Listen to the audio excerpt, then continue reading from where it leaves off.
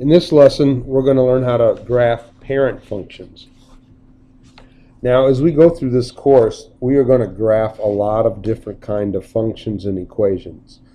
And they're all going to have a basic, a lot of them will have a basic kind of format. The different types of functions that we may see some square roots where we have something like y is equal to 5 times the square root of x minus 3 plus 2. We may see quadratics. Y is equal to 5 times, let's say, in brackets, 2x minus 3 squared plus 2. We may see logarithms. Y is equal to the 5 times the log base 3 of x minus 3 plus 2. Absolute values. Y is equal to 5 times the absolute value of x minus 3 plus 2. So we're going to see a whole variety of equations, and they're going to have some things in common. And we're not going to really get into detail in this lesson, but kind of a common format would be y is equal to a times c times x minus h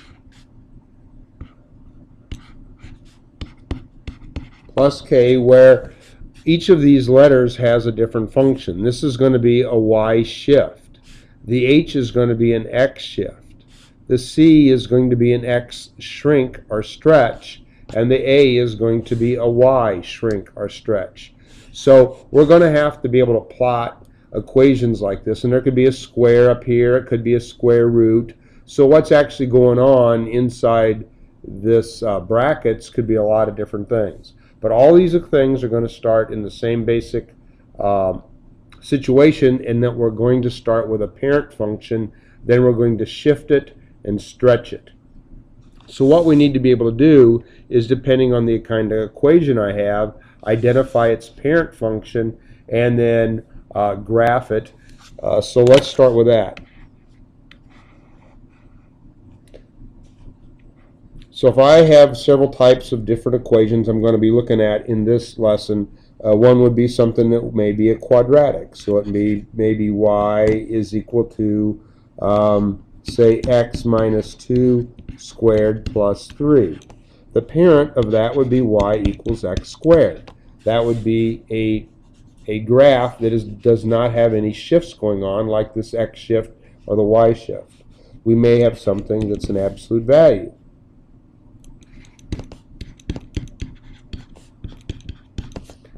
We would have the parent graph would be y is equal to absolute value of x.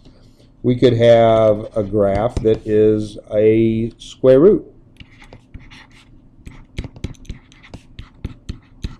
In this case, the parent graph would be the square root of x. We could have a graph that is a cube root.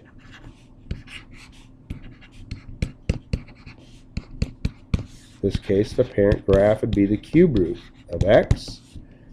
We could have a graph, let's see, that'd be a cube.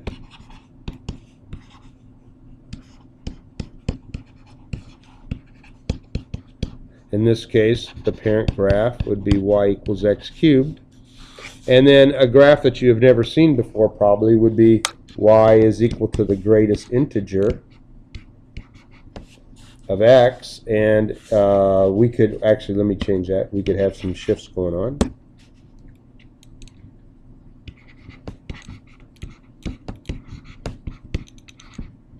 Let's even make it more complicated.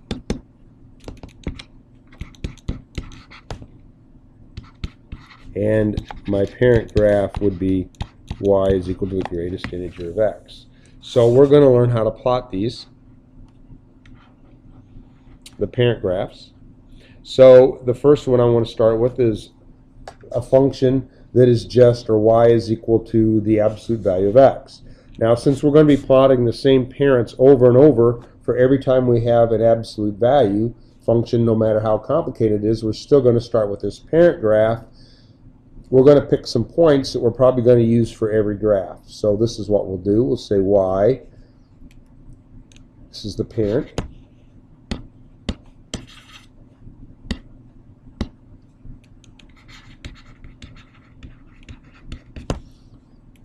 Y is equal to the absolute value of x.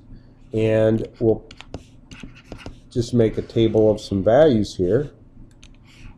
So we could use a 2, we could use a 1, a 0, a -1, and a -2. That would give me definitely enough points to plot an absolute value. So let's put 2 into the absolute value here. So x is 2, the absolute value of 2 is 2.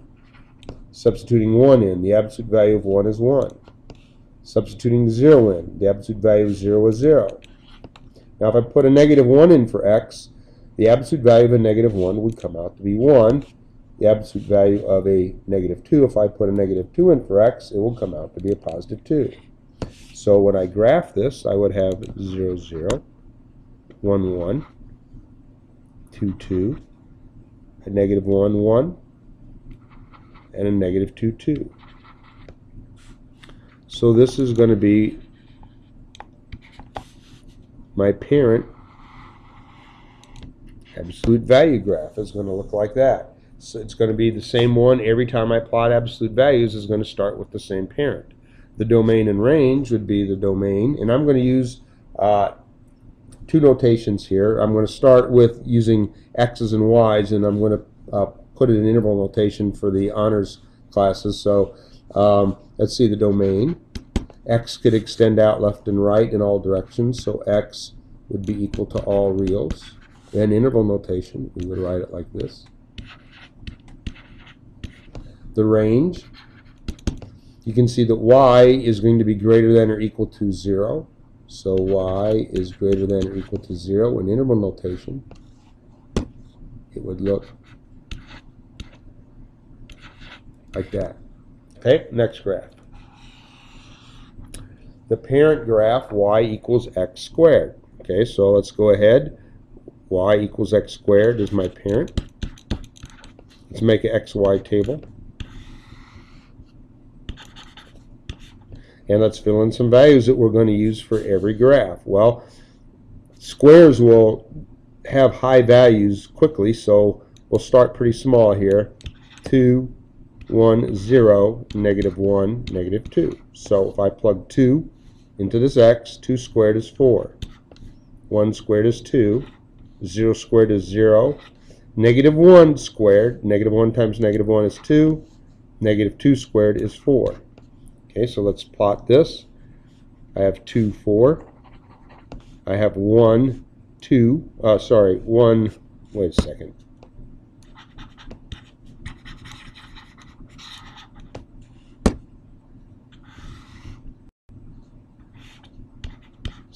One squared is 1.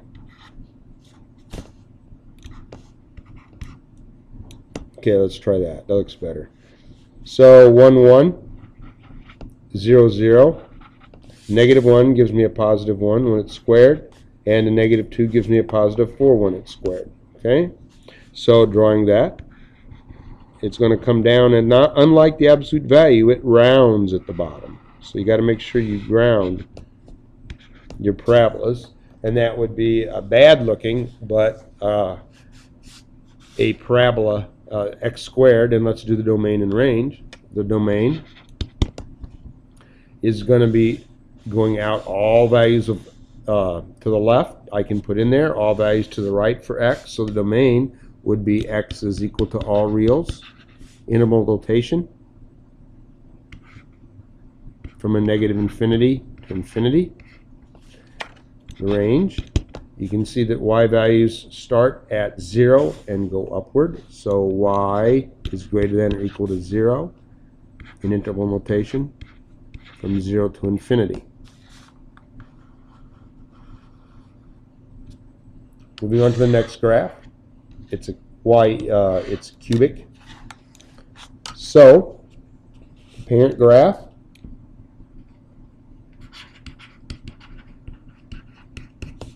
y equals to x cubed. x and y values.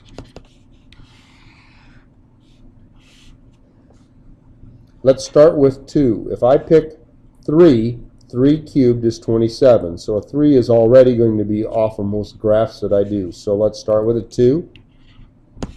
Try a 1 and a 0, then 1, a negative 1, and a negative 2. 2 cubed is 8. 1 cubed is 1. 0 cubed is 0. Negative 1 cubed, negative 1 times negative 1 times negative 1. Negative 2 cubed is a negative 8. Okay, let's plot that. 2, 8, 1, 1, 0, 0, negative 1, negative 1,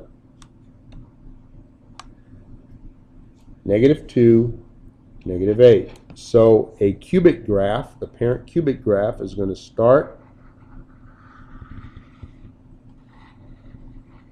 and get very negative and very positive quickly. Notice that these arrows are still extending out to the right, they're still extending to the left. So the domain will be x is equal to all reals in interval notation. Goes from a negative infinity to a positive infinity. The range is going down forever and up forever. So the range would be y is equal to all real numbers in interval notation from a negative infinity to a positive infinity. Okay, square root graph.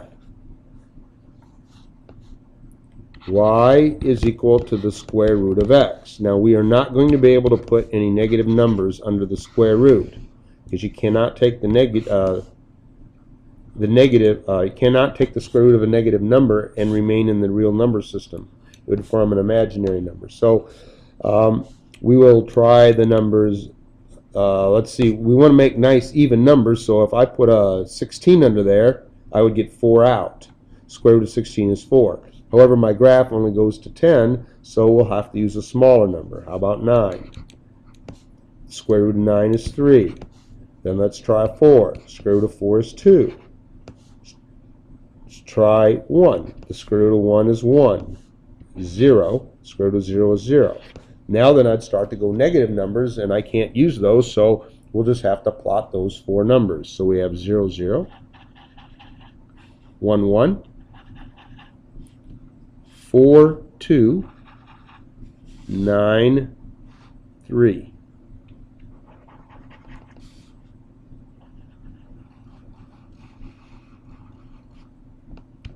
That's a square root graph. Now it has several unique characteristics. Look, it just goes to 0 and stops. There is a closed dot here. So it can equal this value, but it just simply ends. There is no arrow going downward or to the left. So when I get my domain and range, x values that are greater than or equal to 0.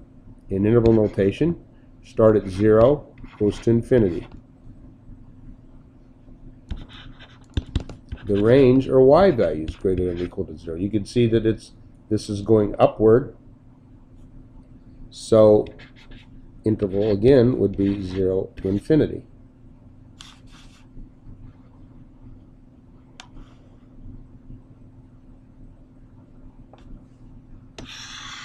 Next graph, y equals the cube root of x.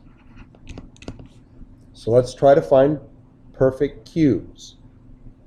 Well, if I had 27, 3 times 3 times 3 is 27, so the cube root of 27 is 3. However, 27 won't fit on my graph. So let's pick smaller numbers. So how about 8? The cube root of 8 is 2. The cube root of 1 is 1. The cube root of 0 is 0. Now we can have negative cube roots. A negative 1 times a negative 1 times a negative 1 is equal to a negative 1. So we could have negative cube roots, and the cube root of a negative 1 is a negative 1. Negative 8, that would be a negative 2 times a negative 2 times a negative 2. So there are my points for the parent cube root graph. So we've got 8, 2, 1, 1, 0, 0, negative 1, negative 1, negative 8, negative 2.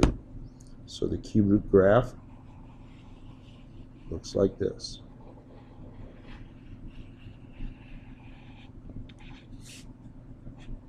Notice that it's still going up slightly, and it will do so forever, and it's going down slightly, it will do so forever. At the same time, it's moving forever to the right and forever to the left.